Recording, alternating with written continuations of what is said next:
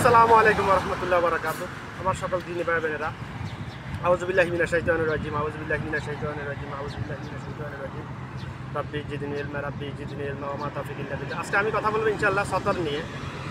সতর তো বুঝতে পেরেছেন, সতর মানে ইজ্জত আবরু ঢাকা।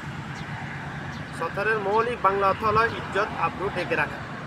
সতর ঢাকার মৌলিক বাংলা অর্থ সতর। সতর নিয়ে কথা বলে প্রথমে বলতে হয় আদম সন্তান যদি জানতো সতর উন্মুক্ত রাখার কুফল কি, ক্ষতিকর দিক কি, এটা যদি আদম সন্তান জানতো তাহলে পৃথিবীর সকল আদম সন্তান একবেলা না খেয়ে হলেও সতর রাখার জন্য একটু কাপড় খরিদ করত।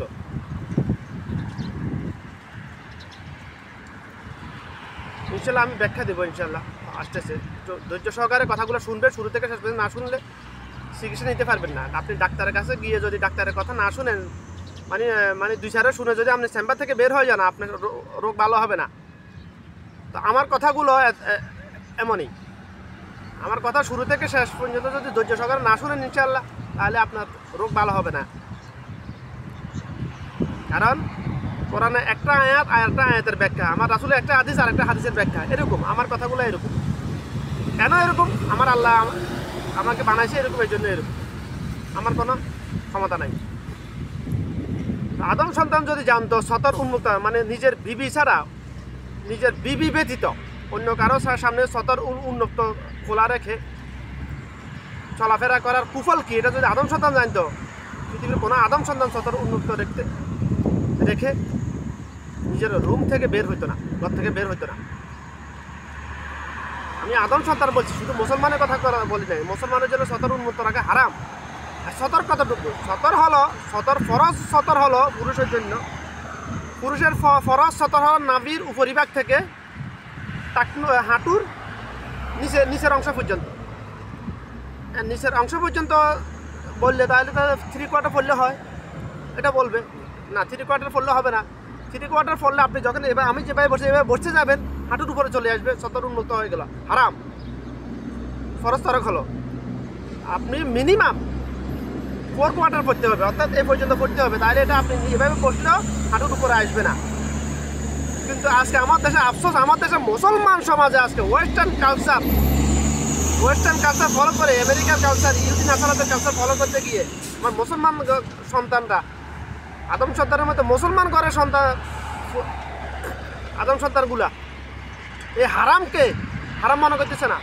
আমার আপন বাতিজা হাফেজ বানাইছে, হাফেজ বানানো হয়েছে, আলেম বানানো হয় না, আলেম হয় নাই। আলেম হওয়া বানানোর জন্য চেষ্টা করা হয়েছিল, কিন্তু হয় নাই, ভুল ট্রেকে চলে গেছে। কাকে কি বলবো? আমি প্রমাণ ছাড়া কোনো কথা বলি? আমি যে বলছি শুধু হাফেজ হলে হবে না, আলেম হতে হবে। পৃথিবীর সকল আদম সন্তান যদি হাফেজ হয়ে যায়, আল্লাহর জমিনে আল্লাহর দিন কায়েম হবে না, আল্লাহর বিধান প্রতিষ্ঠিত হবে না যদি আলেম না হয়।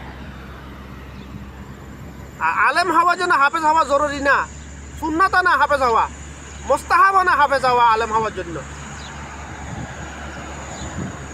আলেম হওয়ার জন্য কোরআন এবং হাদিস দেখে দেখে পড়ে তার অর্থ বুঝে আমল করাটাই যথেষ্ট। বয়ান করার জন্য, ময়দানে বয়ান করার জন্য কোরআনে হাফেজ হইতে হবে, হাদিসের হাফেজ হইতে হবে, এরকম কোনো জাল হাদিসও নাই। বয়ানের ব্যাপারে গেলে না, বয়ানটাই তো আমাদের দেশে ওয়াজ মাহফিল যেটা করে তথাকথিত, এটাই তো বিদাত, ওদিকে গেলাম না। সতর, পুরুষের সতর হলো নাভির উপরিভাগ থেকে হাঁটুর নিচের অংশ পর্যন্ত। সুন্নাত মুস্তাহাব সতর। কিন্তু আমি বলতে চাই পুরুষের সতর হলো, আমি বলতে চাই বলতে আমি মন গড়ার মতো বলতেছি না, আমার রাসূলের হাদিস, আমার রাসূলের সুন্নাহ মোতাবেক বলতেছি আমি। পুরুষের সতর হলো নাভির উপরিভাগ থেকে টাকনুর উপরিভাগ পর্যন্ত, এটা ফরজ সতর। আর মুস্তাহাব, সুন্নাহ সম্মত মুস্তাহাব সতর কতটুকু, যেটার উপর আমল করা মুস্তাহাব, সুন্নাহ সম্মত মুস্তাহাব। এখান থেকে ঘাট থেকে কাঁধের উপরিভাগ থেকে হাঁটুর টাকনুর উপরিভাগ পর্যন্ত, এটা হলো আমার রাসূলের সুন্নাহগত মুস্তাহাব, সুন্নত মুস্তাহাবগত আমল, ফরজ সতর। আশা করি কথাটা বুঝাতে পেরেছি। সতর কাকে বলে, সতর কতটুকু সতর পুরুষের জন্য, আর নারীর জন্য সতর কি? নারীর জন্য মাহরমের সামনে কোনো কোনো মুহাদ্দিসগণ বলেছেন চুল খোলা রাখতে পারবে না, এটা চুল খোলা রাখতে পারবে না, এটা ফিতনা। চুল খোলা রাখাটাও ফিতনা, চুল খোলা রাখা যাবে না, জায়েজ নাই। মেয়ে লোকের সতর হলো মাহরমের সামনে মাথা চুল থেকে পায়ের তলা পর্যন্ত, মাথার চুল থেকে মানে চুল, মুখমণ্ডল খোলা না থাকতে হবে, হাতের কবজি এতটুকু খোলা থাকতে পারে, অসুবিধা নেই। কিন্তু পায়ের তালু পর্যন্ত ঢাকা থাকতে হবে। গায়ের মাহরমের সামনে, যে 14 জন পুরুষের সাথে দেখা করা মেয়ে লোকের জন্য জায়েজ, তাদের সামনে গায়ের মাহরম বলা হয়। যে 14 জন পুরুষের সাথে দেখা করা জায়েজ, তারা ব্যতীত অন্য সবাই গায়ের মাহরম, তাদের সামনে মেয়ে লোকের সতর হলো ফরজ সতর, হলো সুন্নাহসম্মত সতর হলো মুখ খোলা রাখতে পারবে, না খোলাটাই উত্তম। মুখ খোলা রাখলে সতর উন্মুক্ত রাখার গুনাহ হবে না, আশা করি হাদিসের ব্যাখ্যা অনুযায়ী বলছি। তবে মুখ খোলা না রাখাটাও তো, মুখটাই তো আসলে সাইনবোর্ড ভাই। মেয়ে লোকেরা মূল সাইনবোর্ডটা কি? একটা মানুষ একটা মার্কেটে যখন দোকানে যখন মানুষ কাস্টমার যায় দোকানে, কি সাইনবোর্ড দেখে এটা কি, এই দোকানে কি বিক্রি করা হয়। সাইনবোর্ড যত সুন্দর ওই দোকানে কাস্টমার তত বেশি আসে। তো আমার মূল সাইনবোর্ডটা হলো আমার মুখমণ্ডল, চেহারা। ওটা যদি খোলা রাখি, আমার চেহারার দিকে আকৃষ্ট হয়ে তো পুরুষ আমাকে নিয়ে কুমন্ত্রণা করবে, মেয়েটা কত সুন্দর, আমাকে নিয়ে জল্পনা কল্পনা করবে, মনে মনে জেনে লিপ্ত হয়ে যাবে। তাই জন্য মেয়ে লোকের জন্য সুন্নাহসম্মত ফরজ সতর হলো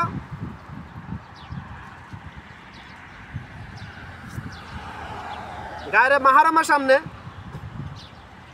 চোখ ব্যতীত যদি চোখ ডেকে রাখতে পারে আরো উত্তম।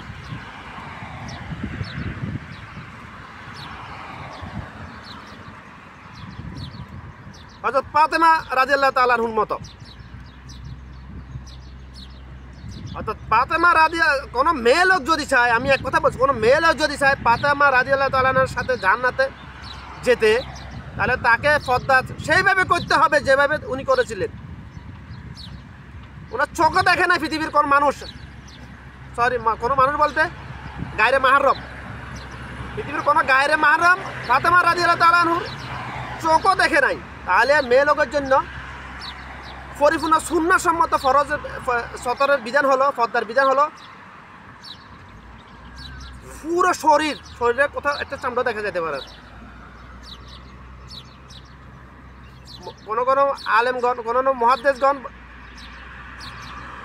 অনুমতি দিয়েছেন মানে মুখ খোলা রাখার জন্য, হাতের কবজি দেখানোর জন্য। ভাই হাতের কবজি যদি দেখানো যায়, আমি ওনারা ভুল বলেছে এটা বলতেছি না, আমি বলতেছি ওনাদেরটা সঠিক, তবে উত্তম, সর্ব উত্তম। হাতের কবজি যদি দেখানো যায়, এটা যদি দেখানো, তাহলে তো আমি বুঝতে পারি মেয়ে লোকের কালারটা কি, তার এখানের কালার কি, এখানের কালার কি, এটা তো বুঝতে পারা যাবে না।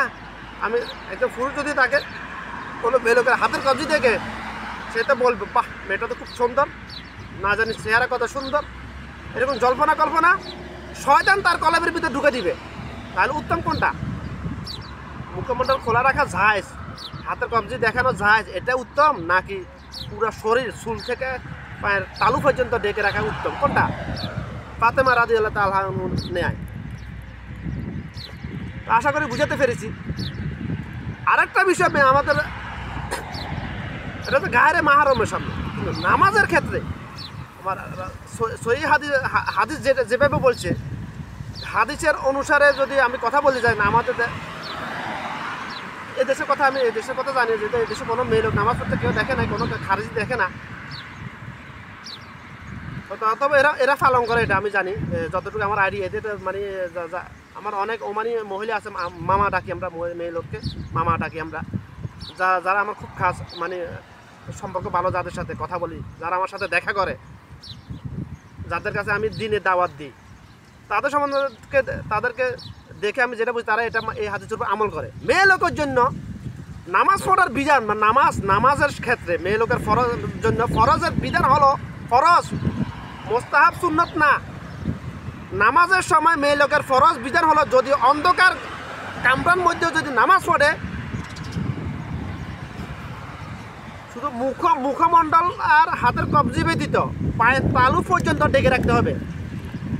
এটা হচ্ছে ফরজ মেয়ে লোকের জন্য, ফরজ সতর নামাজের সময়। যদি এই ফরজটা আদায় পালন না করে তাহলে নামাজ আদায় হয়ে যাবে, কিন্তু নামাজের বিনিময় আল্লাহর কাছে পাওয়ার সম্ভাবনা খুবই কম। যদি আল্লাহ চায় দিতে পারে, আল্লাহ বা আল্লাহ আলেম। আমার হাদিস বা আমার রাসূল বলছে, রাসূলের কথা অনুযায়ী বুঝাই দিয়েছে তার নামাজ কবুল হবে না আল্লাহর দরবারে। যদি আল্লাহ চায় বিনিময় দিতেও পারে, কিন্তু আমার রাসূলের হাদিস তাকিক করলে যেটা বোঝা যায়, অ্যানালাইসিস করলে যেটা বোঝা যায় হবে না, নামাজ আদায় হবে না, নামাজ কবুল হবে না আল্লাহর দরবারে, বিনিময় পাবে না, ফরজ আদায় হয়ে যাবে। সে তো আল্লাহকে সেজদা দিছে না, ফরজ আদায় হয়ে যাবে। তার নামাজ ছেড়ে দিলে যে ইমান চলে যায়, ওটা ইমান যাবে না, শুধু এতটুকু ইমানটা টিকে থাকবে, তার বিনিময় পাবে না, সম্ভাবনা খুবই কম। আল্লাহি আলেম। তাহলে আশা করি বুঝাতে পেরেছি মেয়ে লোকের জন্য সতর কতটুকু, পুরুষের জন্য সতর কতটুকু। এবার আসি সতর উন্মুক্ত রাখার বিধান কুফল। এক হাদিস অন্য হাদিসের ব্যাখ্যা।